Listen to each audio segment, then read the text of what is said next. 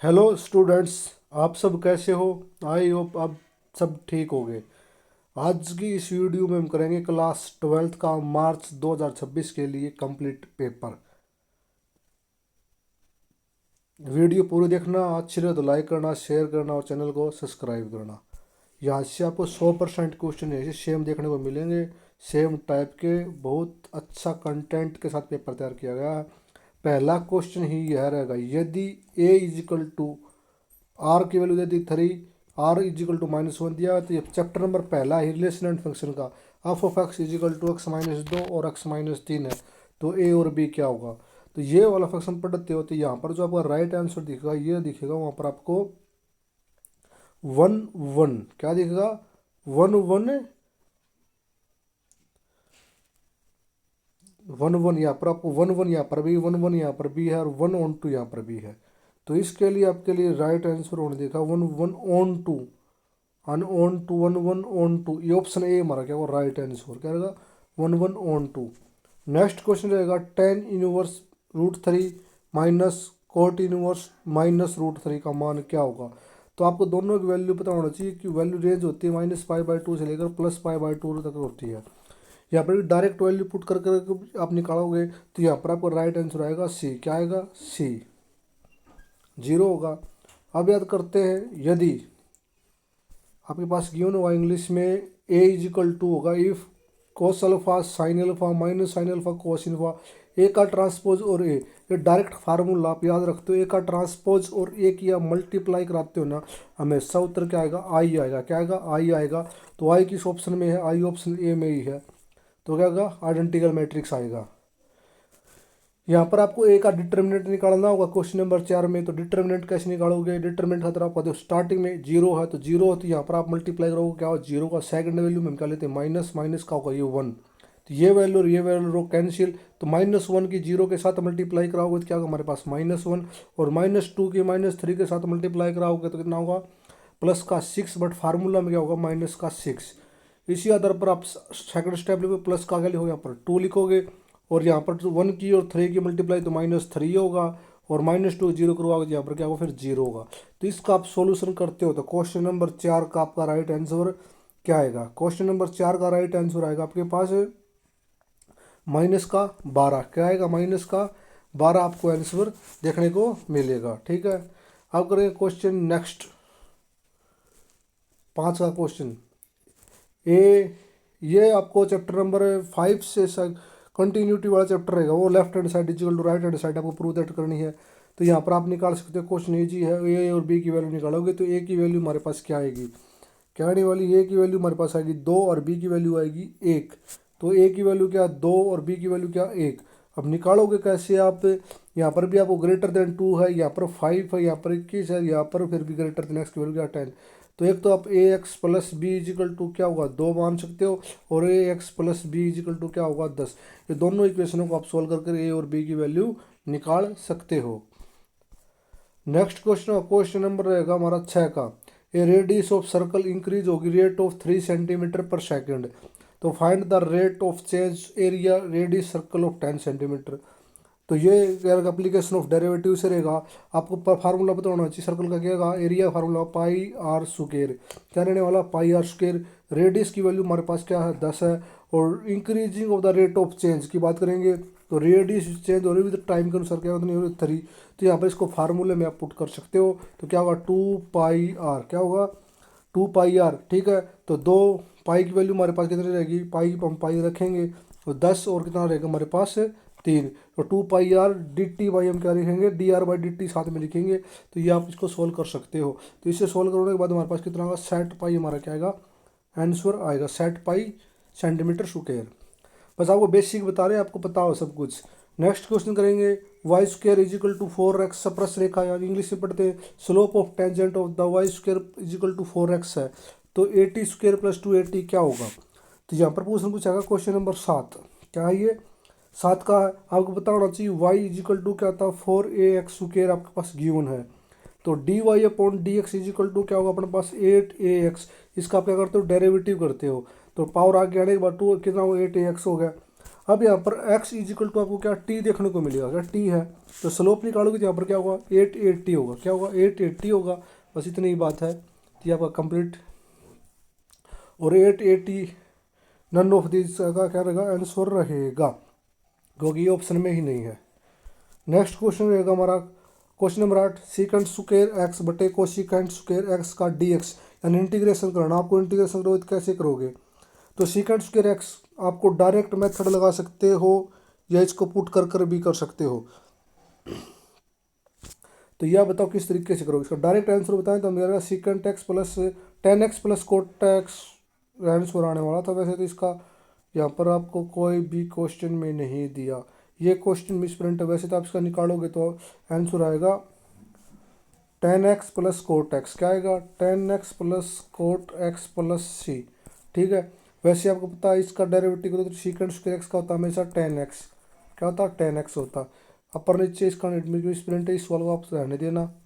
Next question करेंगे, अब यहाँ सेम होगा हमारा क्वेश्चन नंबर होगा 9th का, क्या हुआ x cos 2x, यानी आप आइलेट मेथड से कर सकते हो। किसे, आइलेट मेथड से, यानी इंटीग्रेशन बाई पार्ट से करोगे तो फर्स्ट फंक्शन होगा x, सेकंड फंक्शन होगा हमारे पास cos x। तो फर्स्ट फंक्शन को हम एज इट इज दिखते हैं, सेकंड फंक्शन को हम क्या करते हैं डेरिवेटिव इंटीग्रेशन करेंगे तो क्या होगा हमारे पास sin 2x बाई क्या होगा 2 होगा, फिर माइनस का निशान, फिर इंटीग्रेशन होगा, फिर हमारे पास क्या होगा sin 2x बाई 2 होगा और dx होगा।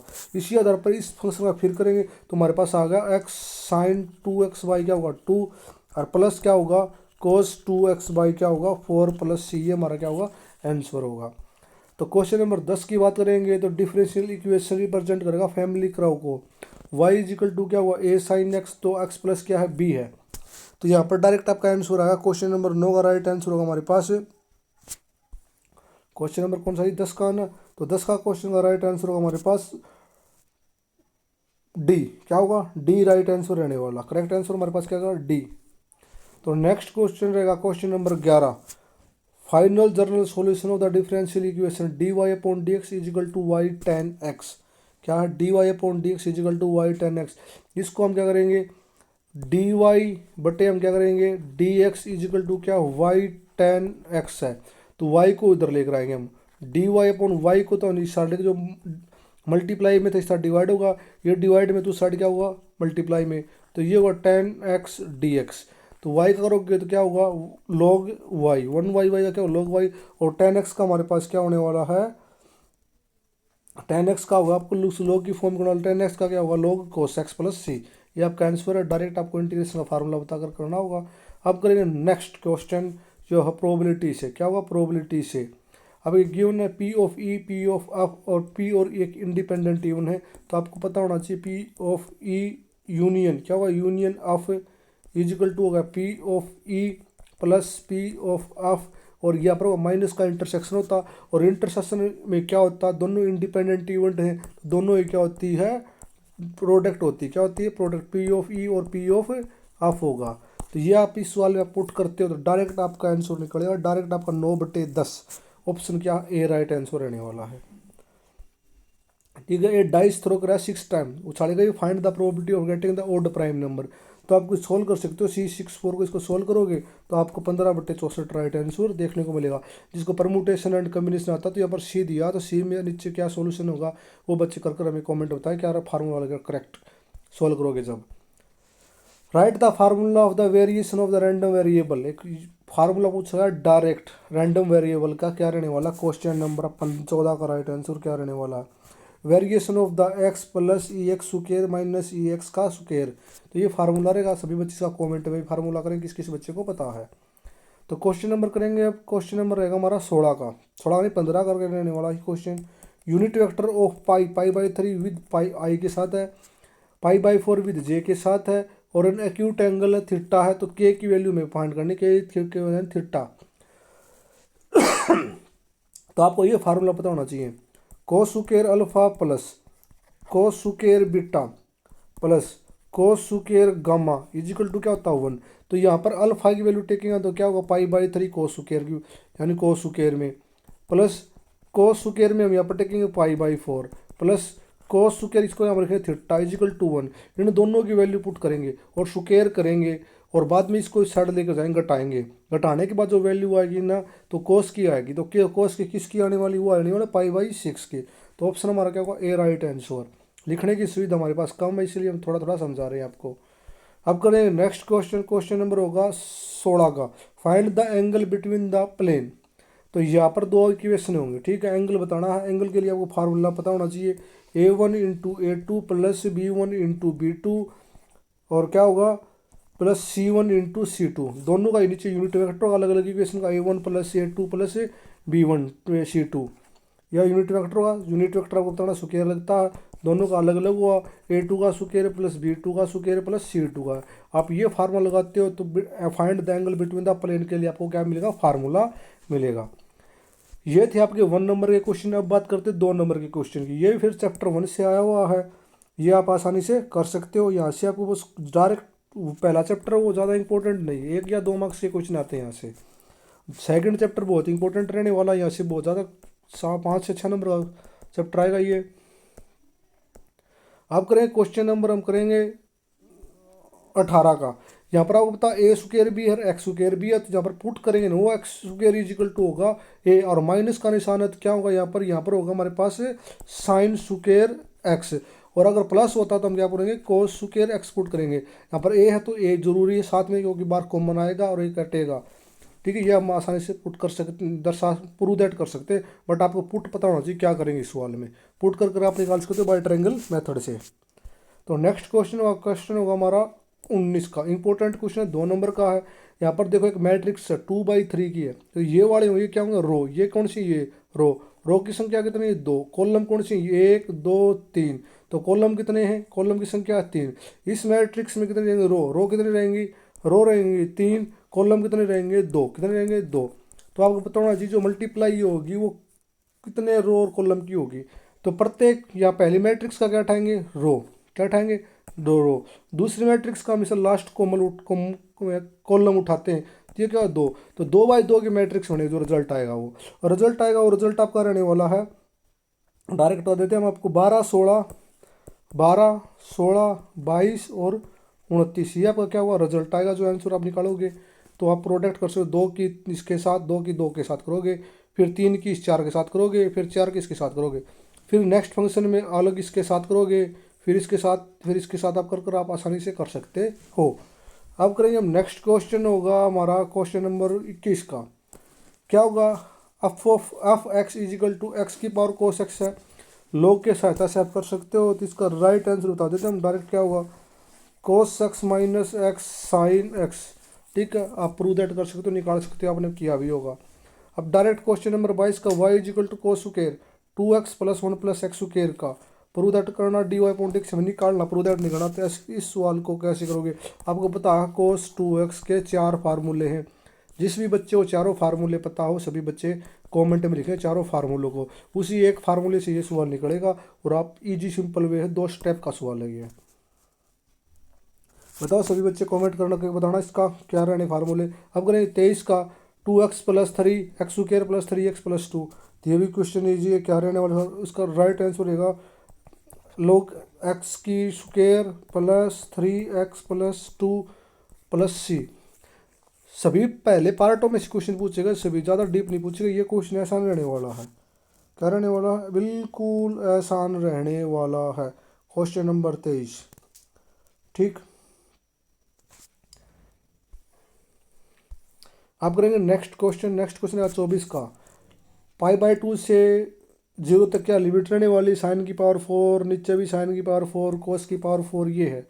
तो ये सवाल थोड़ा पता हो गया आप क्या रहने वाला, इसका राइट आंसर निकालोगे तो आएगा π/4 ही आपका क्या आएगा, आंसर आएगा। ठीक है, आप इसको कर सकते हो, कॉपी में ट्राई जरूर करना। क्वेश्चन नंबर रहेगा 25 का, अवकलन यानी डिफरेंशिएशन इक्वेशन रहेगा dy/dx y secant x = tan x।